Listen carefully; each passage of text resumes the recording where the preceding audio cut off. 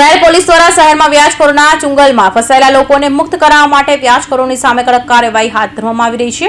ત્યારે પાંડેસરા નાગસેન નગરમાં વ્યાજખોરોનો આતંક જોવા મળ્યો અને પાંડેસરા પોલીસે ગુનો દાખલ કરી વધુ તપાસ હાથ ધરી છે। સરકારના કડક કાયદા છતાં રાજ્યમાં વ્યાજખોરોનું ત્રસ્ત વધી રહ્યું છે। શહેર પોલીસ દ્વારા શહેરમાં વ્યાજખોરોના ચુંગલમાં ફસાયેલા લોકોને મુક્ત કરાવવા માટે વ્યાજખોરો સામે કડક કાર્યવાહી કરવામાં આવી રહી છે।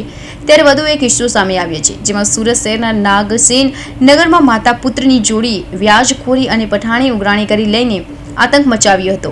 પાંડેસરા પોલીસે માતા અને પુત્ર વિરુદ્ધ 3 ગુનો નોંધી કાયદેસરની કાર્યવાહી હાથ ધરી છે। માતા પુત્ર લોકોને વ્યાજ પર પૈસા આપી વ્યાજ કરતાં વધુ કિંમત ચૂકવી દેવા છતાં પઠાણી ઉઘરાણી કરી છે। એટલું જ નહીં, મકાનની ફાઇલ પણ લઈ લીધી છે।